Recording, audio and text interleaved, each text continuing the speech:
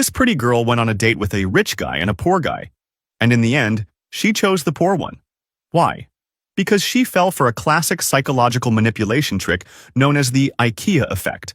It didn't matter that the date with the rich guy was luxurious and 5-star, while the date with the poor guy was basic and more like 3-star. Let's see exactly how the poor guy pulled it off, and how each date went down. The date with the rich guy was exactly what you'd imagine. A black SUV with a driver came to pick her up. They opened the door for her, took her to a fancy restaurant, and the reserved table was already waiting. They ordered champagne, had a few appetizers, chatted, laughed. The rich guy was a total gentleman and treated her like royalty. She didn't have to lift a finger and had a great time. When they dropped her off at home, she even texted him, "Thanks for the date, I had an amazing time." And yet, she chose the poor guy. So what happened on that date? The poor guy wasn't actually poor, he was middle class, but he had an emergency and ran out of money. He picked her up and told her the truth. "I'm broke right now, but how about this? Come downtown with me, I'll play guitar on the street, you help me collect tips, and with whatever we make, we'll go out to eat." And yeah, a lot of girls would have bolted, but this one, who was not only beautiful but also down to earth, said yes to the adventure. Things didn't go great. It rained a little. A cop asked them for a bribe, and they only managed to scrape together $10. Looking back, she still doesn't understand what happened. She didn't really enjoy busking downtown, but she did enjoy being pampered by the rich guy. And yet, she picked the poor one. Now it'll all make sense once we talk about the IKEA effect. Let's talk about IKEA. Their furniture is okay, not bad, but not great either. If you saw an IKEA table at a friend's house and someone asked what you thought, you'd probably say something like, "It's a 7 out of 10. But now, if we asked your friend how much they like that same table, according to a Harvard study, they'd probably rate it a 9 or 10. So who's right? You are. The table really isn't that great. So why is your friend confused? It's because IKEA makes you build the furniture yourself. It's not super hard, maybe takes 1 or 2 hours depending on how handy or clueless you are.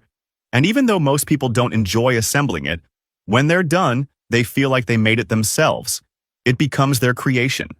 You're looking at the table objectively, but they have a relationship with that thing. They put time and effort into it. And now maybe you're starting to guess what happened during that $10 dinner that made the pretty girl fall for the poor guy. The IKEA effect is so powerful that marketers study it. One story I love that shows how it works is when instant cake mix first hit the market.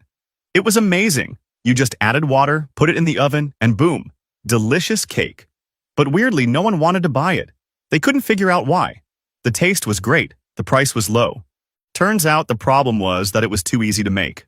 A big part of the joy of baking is serving your guests and proudly saying, "I made this." But no housewife felt proud showing off a cake that was as simple as making ramen noodles.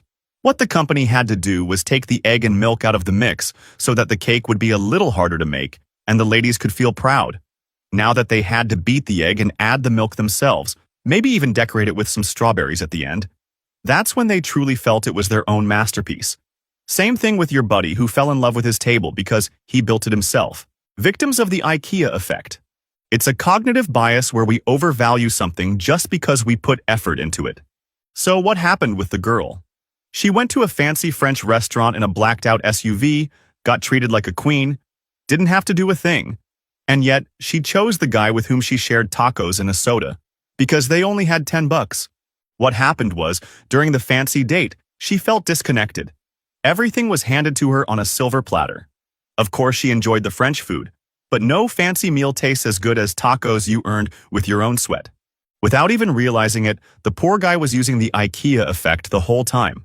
Like when he's feeling down or has a problem, he talks to her, lets her help with ideas, and when things get better, she feels part of that victory. She feels included. He doesn't have a mansion like the rich guy, but one Saturday he invited her over and they painted his room together.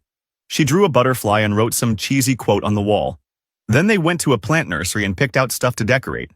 And honestly, if you or I walked into that room, it's nothing special. But for her, it's different.